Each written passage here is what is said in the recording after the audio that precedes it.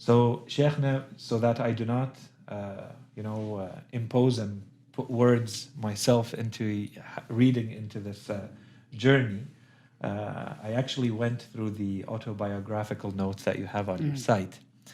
And in there, you at some point say, my journey to Islam began in 2001 with a trip to Dubai in which I was first exposed to Islamic culture.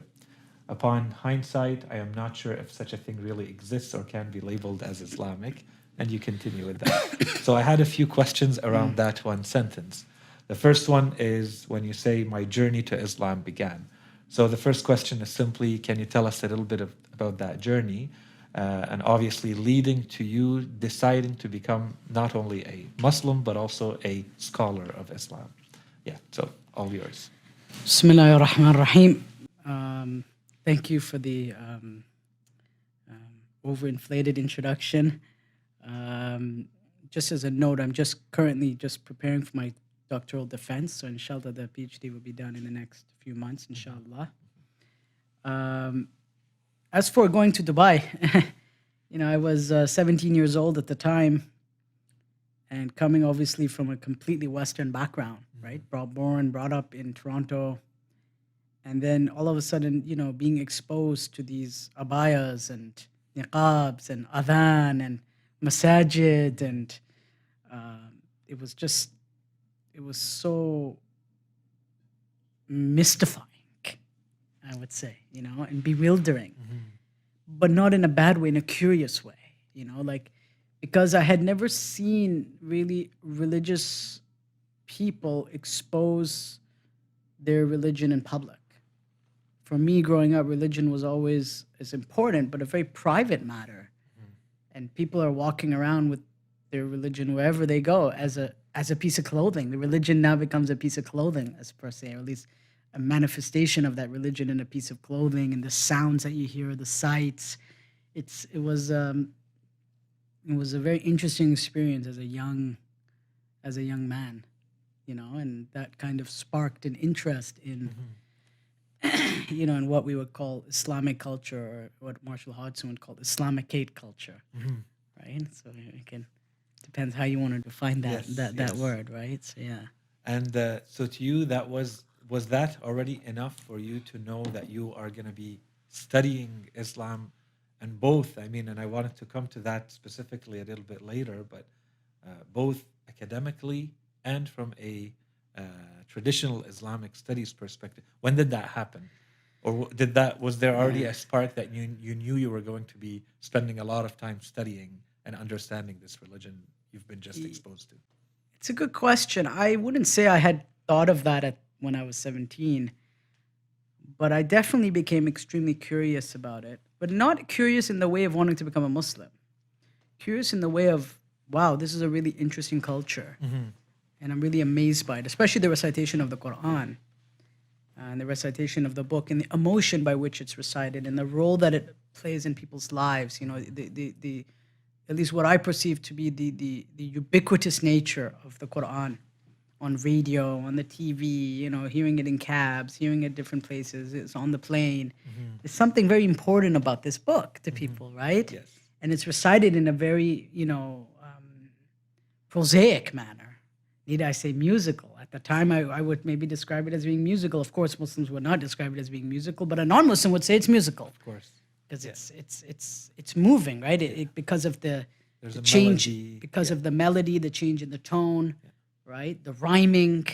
It's described as a form of music. Of course, we won't describe it as a form of music, of course, because what's defined as music is not necessarily, that. Yes. But I was just amazed by it. And then 9/11 happened. As soon as I returned, we had 9/11, and the tragedy, and we knew a few people that were there, and it was very moving, and I was kind of conflicted then, right? Which is like, what is going on? Why is there so much violence? What is going on in the world? And that kind of sparked a process of me asking my friends in the last year of high school about their religion. And I remember asking one of them, what kind of horrible religion do you belong to? I used to ask them that. And in hindsight, now I could empathize with them and see how they felt the day when they walked into school the next day, and everyone's kind of staring at them as they walk through the door. Not staring at them, but the non-Muslims are definitely like, whoa, like suspicious, right? Because already, the narrative is being framed and so on and so forth, right? Or maybe the day after, a few days after, I don't remember. But that turned into a dialogue. That turned into a hiwar and a dialogue itself, which ended up leading me down the path towards embracing Islam, paradoxically enough, right? That which repels you ends up bringing you towards that which you will learn to love. Yes.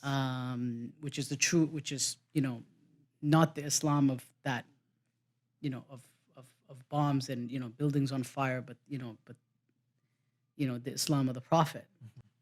So I would say after 9/11, then the studies kind of began, and then once I became a Muslim and then I entered the university in 2002, I said, well, now the University of Toronto offers many, many courses. One of the largest, of course, Islamic studies departments in the country, larger than McGill, I would say, definitely offers more courses. At least in those days, it was a huge department between Middle Eastern studies, between religion, between history, between anthropology. I mean, at any time, 30, 40, 50 professors working on Islam at one moment, right? I mean, so I started enrolling in those courses, but at first I was enrolled in international IR, international relations, and I chose to ditch that because I was no good at the calculus. I was always very interested in foreign relations, though, and the humanities and politics and things like that. I was never good at at mathematics, and the sciences at all.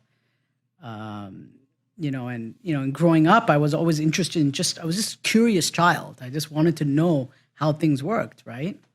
I remember reading things like the New York Times when I was in like grade 5. The New York Times, The Economist, or I don't know if The Economist was out then, but magazines like that, Also because my brother, was very astute, intelligent person. So he had an influence, and I was always kind of attracted to this. So the study of Islam for me at an early age, this is now talking about 18 years prior when my studies began, are kind of can be put into that general context of a fascination of culture, civilization, history, and I guess humanistic studies in general, which then went into spiritual studies, but at first it began just as humanistic studies itself. And then that's really when my studies began formally, in 2002, when I decided to major in Middle Eastern civilizations,